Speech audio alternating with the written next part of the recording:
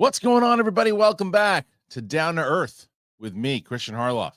And this is our Monday through Friday UAP news channel. I know. You're following another story right now. That's not what we do here. We're talking about stuff that's going on with the UAP phenomenon. I think something really big that was going down last year was when Chuck Shumer and Rounds tried to get that bill passed, and they got it passed ish, right? During the Soul Foundation, every video that you saw, whether it was Tim Gallaudet, Carl Nell, Gary Nolan, they all talked about how important, like they talked, David Grush, they talked about how this thing was, it was pretty much passed, and how important it was going to be, and how that was going to be the start of disclosure. When I talked to Tim Gallaudet when he was on the show, I said to him, how much of a setback was it? He said it was a setback, that this bill that they had from that they tried to put into play that did get passed, and they said that maybe we're going to get some information and classified documents from governments and things of that nature. That's still supposed to happen in October, but there's supposed to be more to it. And when I talked to Steve Bassett on our show, he said this thing is, there's going to be another amendment to this thing, and they're going to try to pass it again. Well, it looks like he was right, because this came out today. Well, they're trying anyway. So check this out. This post here from Dean Johnson says that Congressman Robert Garcia files a UAP Disclosure Act as possible House floor amendment to the NDAA. Congressman Robert Garcia has filed a version of the UAP Disclosure Act as a possible amendment to be considered on the floor of the House of Representatives during action of the fiscal year 2025 National Defense Authorization Act, which is expected around mid-June. Garcia filed the amendment at the House Rules Committee this morning. His official description was as follows: enacts the remaining pieces of the Shumer Rounds Unidentified Anomalous Phenomenon Disclosure Act that passed the Senate in July 2023, but were eliminated from the final FY24 NDAA. Creates an unidentified anomalous phenomenon records review board with the exercise of eminent domain over UAP related material controlled by private persons or entities, modeled on the President John F. Kennedy Assassination Records Collection Act of 1992. It is evident to me on cursory examination of the Garcia amendment that the text filed is not the exact UAPDA language that was passed by the Senate on July 27, 2023, as part of last year's NDAA. At a minimum, the Garcia submission does not reflect minor revisions made shortly before Senate passage. However, detailed comparison will require more time. Garcia retains the right to modify his submission, which at this stage might be regarded as a placeholder. The full text of the Garcia amendment, as submitted this morning in PDF, is found in the link on Dean's post. This is progress. This is action.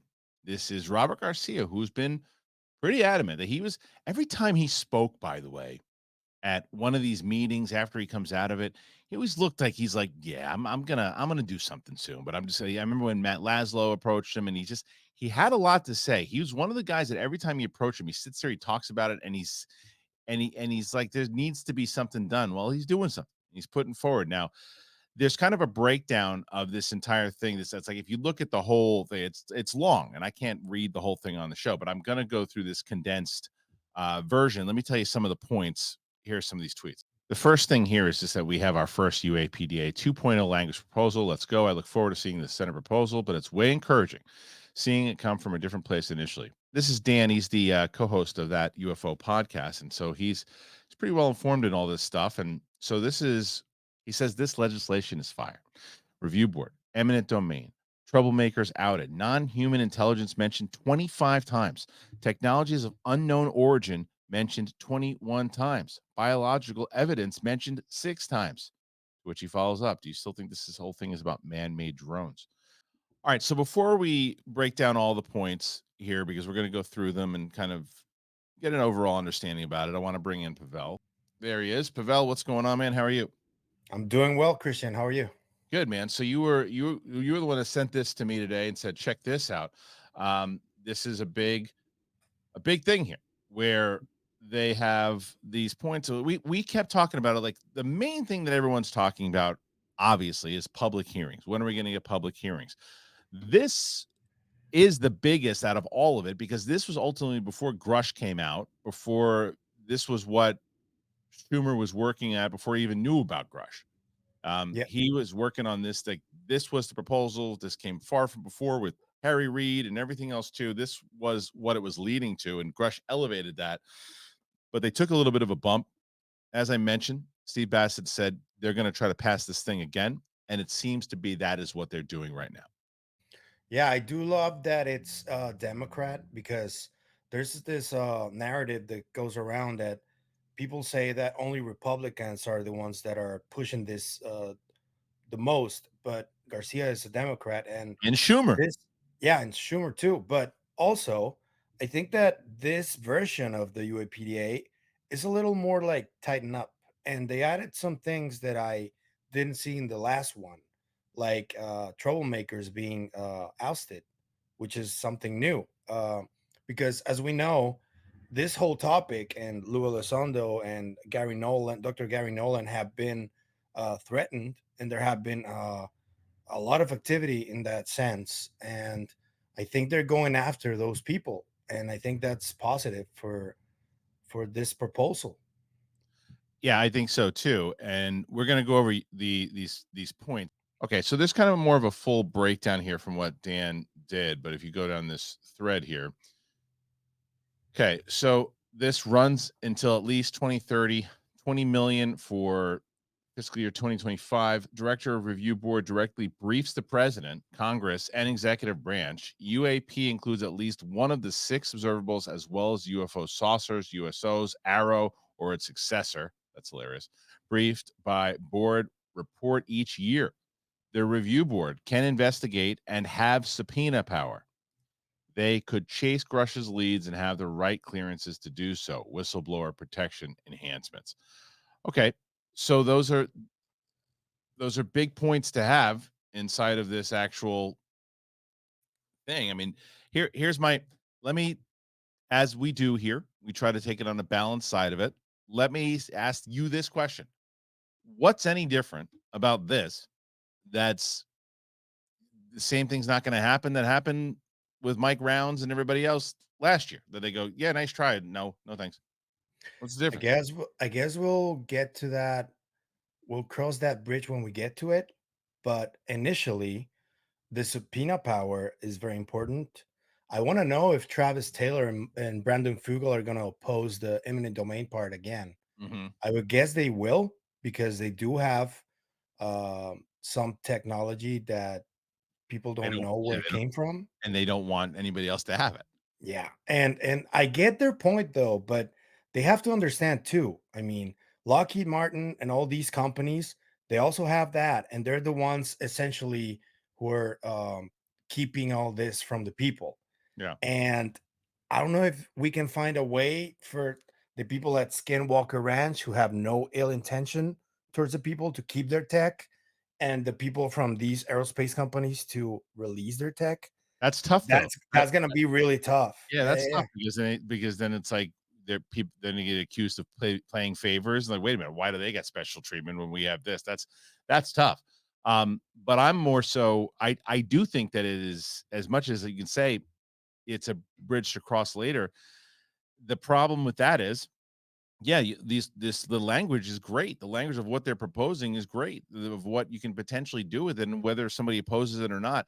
I just wonder, in the same way that, let's say there's another Soul Foundation or another meeting beforehand, and they're like, well, this time, this bill going around, when this gets passed, you got to report to the president. It's coming out more. This is the beginning of it. And then someone goes, yeah, you remember what we did last year to you? We're doing the same thing to you now.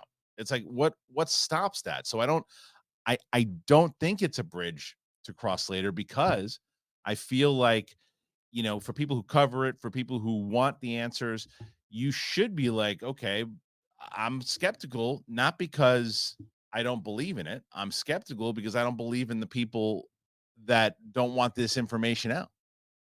I guess the only thing that is going to move it forward without any tampering is going to be presenting evidence at the hearings, if there are hearings. Right. Because even if there are hearings, if people don't present any evidence or firsthand witnesses to Right. these alleged crash retrieval programs, I think it's gonna the same thing is gonna happen. So uh, Yeah. I guess the ball is in the whistleblower's court. I You may mean, the say. game plan, everybody who's working for this, the people, whether it's the the Garcias, the Burchetts, the Lunas, the Schumers, to the Elizondos, to the Sheehan's, to to Nolan, to Gallaudet, and on and on and on. Grush, they have to now work as a team.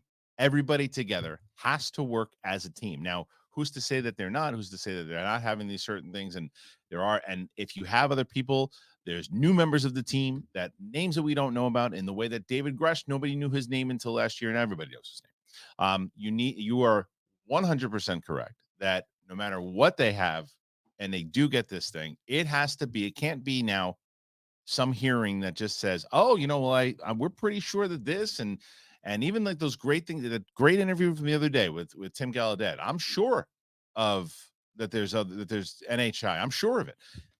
Incredible to hear a rear admiral saying that. Incredible, but it doesn't prove anything to people who don't believe in it. These types of hearings, you and I, we're hopefuls. You and I are ones that are going, we think there's a lot more out there than they are letting up to. And that's why we cover this stuff. But there are tons of people who say, no freaking way is you've got to be able to present something at these hearings. And in order, whatever you're doing with this bill, that you get the people who are the biggest naysayers to go, all right, okay, but I guess I'm not gonna say you guys are wrong anymore because how am I gonna negate that? That's how big it's gotta be. It's gotta be the biggest naysayer that has to go, all right, I was wrong. Like that's how big it has to be. And you know how that goes. You can't show jellyfish footage. You can't show things that shadows behind a fence in Vegas. You can't show those things to people because they'll find a way. You've got to show concrete stuff. And maybe that this bill that they're doing is going to do that. Something I wanted to add to this is that now looking at how things have progressed over the last few weeks, I don't think that Grush stepping out of the SALT conference was a coincidence. No way. And I think that maybe it was planned for Carl Nell to be there because Nell, you got to look at his resume. He was at Northrop Grumman. He was at Lockheed Martin. He was the UAP task force director. So he was about to become a general before he decided to take on the UAP task force Yeah. role. So I think that if there's a hearing, I would bet money that he has firsthand information, He's got and to that be. He's yeah, got and that he would be sitting there Yeah. testifying. He's got to be. He's got to be like the main guy because he was like essentially like Grush's boss, wasn't he? Yeah, he Yeah, was. he's got to be. So, yeah, he's got to be one of the guys and to be able to give up more. But I think that it comes back to the same, to not his fault at all.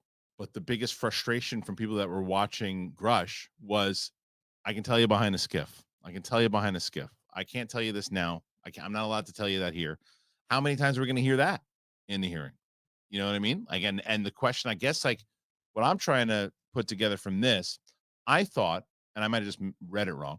I thought that the bill was going to be proposed at the end of the year, but this says July, No, it's potentially gonna be mid-June, mid mid-June. June, mid June, right? Yeah. So now the question is that mid June to see if it's going to get approval to be proposed, Yeah. or is that okay? And then it'll be proposed at the end of the In year. December, yeah. Right. Okay, that's Yeah. that's what I thought. I just thought and then I thought I misread it. But that's so they're gonna propose it. They're gonna say whether or not this will go into play. That they'll pitch it in December, and then we have to wait for December to see if it passes for 2025. I'm guessing it's gonna get a little bit political like it was last year, Yeah, with do you remember what Burchett did? He added, like, a page of his own to the whole yeah, I UAPDA. remember. Yeah, I think that could happen as well, but I'm guessing it's also gonna get a few tweaks here and there. But the important stuff is the eminent domain, hmm the committee, which is something that is really interesting about the committee is that the people who are gonna be part of the committee can't be associated in any way to the alleged crash retrieval program. And that's important, I think, because it has to be citizens, meaning maybe journalists, right. investigators, Yeah. Well, let's go through. I want to go through those points one more time. Let's look at this review board. As Pavel just said, eminent domain, troublemakers outed, non-human intelligence mentioned 25 times, technologies of unknown origin mentioned 21 times, Biological evidence mentioned 6 times. All right. So Section 764, disclosure of recovered technologies of unknown origin and biological evidence of non-human intelligence. Now remember, this is an official government document. Remember that. Exercise of eminent domain. The federal government shall exercise eminent domain over any and all recovered technologies of unknown origin and biological evidence of non-human intelligence that may be controlled by private persons or entities in the interest of the public good.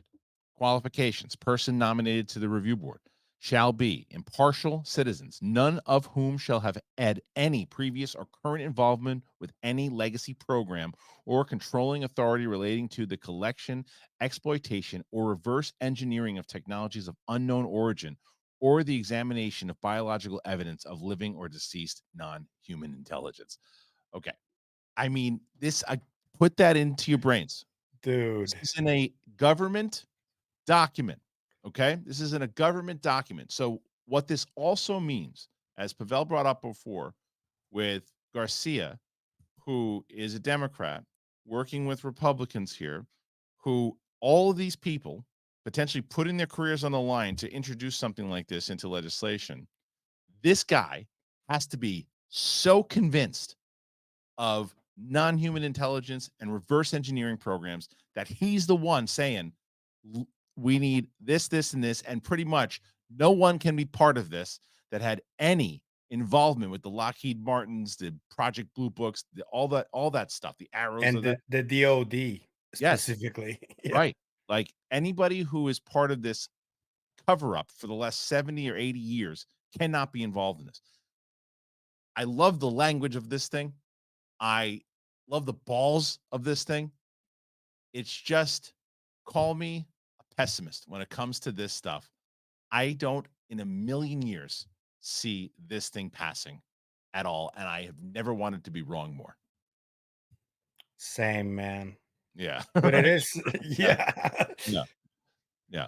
It's like, how do you get this passed with with everybody that he pretty much addressed in there going, no DOD, no this, and they go, okay, great. Take your little silly bill and wipe your ass with it, is what they're gonna do. Yep. That's what they're gonna do with it.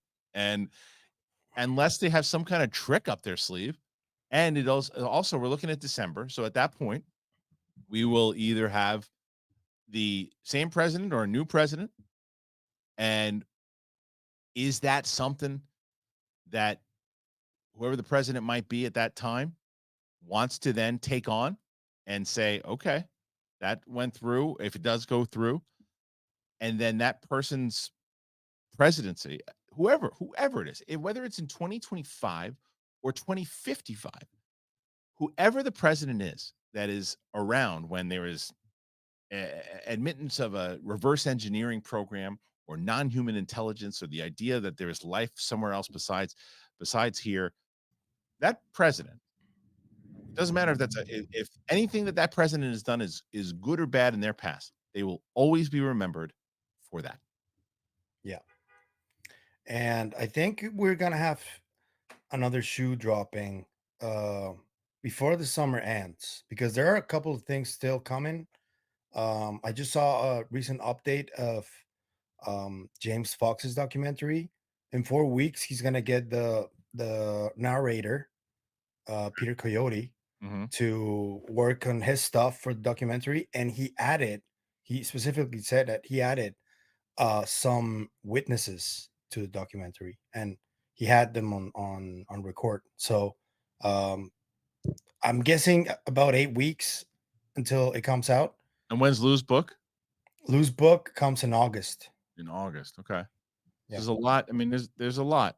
There's a yeah, lot that could come out. There's a lot of stuff out there, but this is massive. And so, and just this is another point that I was going to make. It's something this morning.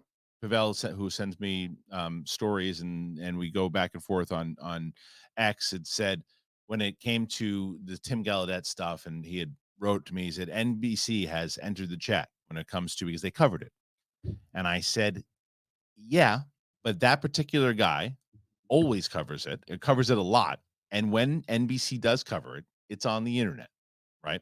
So people were tweeting this to me also, not just you, Pavel, that are like, "Oh, look, NBC is covering it."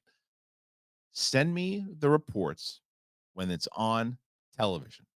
Why is it important? Because the same people that are getting the news from us on the internet, the same people who are getting their news from News Nation on the internet are going to find that clip from NBC. It's the people who are sitting down 6 or 7 o'clock to watch the news just to get filled in on what's going on and just turn on their television. That's who needs to cover this. And guarantee you today, there's no world where they're covering this. There's no world. Everybody's talking about, Trump. There's nobody talking about this right now. And which is shows you our society in general that I feel like today, if they had concrete evidence that that aliens were here, it still would be talking about the convictions. Yeah, That's I feel like agreed. that's where we are. And it's like, you know, it's insane. Anyway, so thank you, Pavel, as always, man, for joining me here today. And I'll see you. I'll see you tomorrow. I'll see you tomorrow. All right, everybody. So this is a massive story, and I think Pavel hit it on the head when he said one of the main reasons to pay attention to this, besides the obvious, is that who presented it. Because he's right. Most times when we're covering these stories, it's Burchett, it's Luna, it's Gates, right? And you're like, well, where are? It's always this Republican thing, and so when you realize that it's Schumer that is running this thing. And then now you have Garcia putting this thing into play. You got Moskowitz doing these things. AOC is involved. These names have to get louder, all of them on both sides, in order for this thing to actually work. And it looks, this is why, this is one of the main reasons that I'm so engaged in this topic, besides, again, the obvious. But one of the main reasons I am so engaged in it is because I believe that our political system and how we talk to each other as humans on this planet is despicable. How we no longer, if you have an opposing view to me, you're wrong, I'm right, you're my enemy, and that's we've lost that. We've lost what it's supposed to be about. This is the topic to me. I couldn't believe it. I felt like I was watching like some kind of magic trick during that hearing. None of these people were yelling at each other. They were all in sync, trying to elevate these people who are in front of them, people who serve the country, trying to bring out this information. So if that's what they're all doing again for this thing, bravo. I don't care what you talk about on the news and your other programs too, and I don't care if you believe with a certain point of view. And I've covered people on here. They're like, "Wow, why are you covering that person? They're this person. They're that." It's like because I'm not talking about what they talk about normally. I'm talking about this subject. That's the importance. This subject. And if this is a guy, Garcia, who's putting this out there, whether you care about his politics or not, you shouldn't for this. If you care in this subject, you should good. Another person fighting the fight. If tomorrow Rounds comes out and says something about it, and you're on the other side of him, it's good. It's going for this. At least that's the way I see it. What do you think? What's going on? What's happening with the bill? Do you feel like I do? Do you feel like Pavel do? Do you feel like this is great? I don't see it happen. I see them finding anything to do to make it stop. We'll see. Put your comments in there. Let us know. As always, we are getting very close to 25,000 subscribers. We're right around the corner. And we thank you guys for being here for it. I've asked you guys if you wanted to see me do 2 videos a day. I think I will start that once I move to the new studio. I might experiment with it before that, but I have to get my schedule and just get things in motion. But I think I will do it. Um, so I appreciate it. As I've told you before, we don't have a Patreon here. We might. We don't yet. But one of the things that I always ask you guys to do, if you can, is support us. If you want to support us, by getting yourself something nice, and that's with one of our sponsors. I always tell you about them. I'm excited to have them, and I hope. And the people have been writing me and said, "Look, I really do like what you do, and I want you to keep doing it." So I can get myself a pair of jeans. Great, the perfect jean. I can get myself a nice pair of shorts. Get chubby. So let me tell you about both of them right now. And thanks for joining us. We'll see you tomorrow. Hey, thanks for watching the video. I'm excited. I know summer's right around the corner. I'm wearing hoodies right now, and I won't be because it's starting to get hot. And I am excited because I just learned about Chubbies. Chubbies is a lifestyle apparel brand that makes every moment feel like a vacation. So they say that fashion is an expression of one's character, so why not let the world know that you're down for a good time? I need swim trunks. That's what I need. I need swim trunks. I need comfortable shorts, and that's what Chubbies has. They have all of it. And I got big thighs, guys. I got big thighs. So I needed shorts that I'm like, okay, you know what? I want to look good in these. I want to walk into my house, I want to put them on, and I did this, and I said, it's all about what my wife thinks. And my wife went, whoa, new shorts, nice. And I was like, I'm in. And I like the old kind of Mike Tyson shorts, you know, for me. And that's what I had. They had them. They had those kind of like black shorts. I liked it. I like the black colors. I like blue colors. They have every type of color, and that's what I like about Chubbies. They got a different variety of high-quality men's apparel, so it's great. The stretchy shorts, all of it.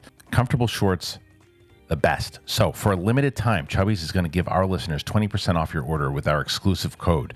Use that code DTE at chubbyshorts.com. Again, that's DTE at chubbyshorts.com.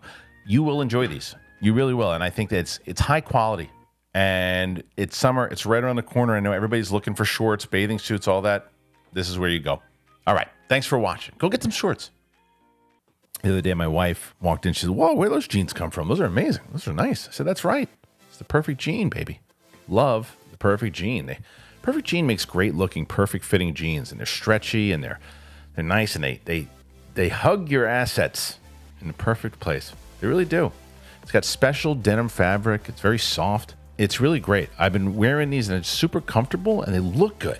And that's what I needed. And I got it. Trust us when we say these really are the perfect jeans. Because once you try them, you're never going to go back. For a limited time only, my listeners are going to get 15% off their first order plus free shipping. We got to go to theperfectjean.nyc or Google The Perfect Jean and use the code DTE for 15% off. I love it. I put them on and I was curious at first because they were like, stretchy jeans, does those work? And they do. They feel super comfortable. They look good.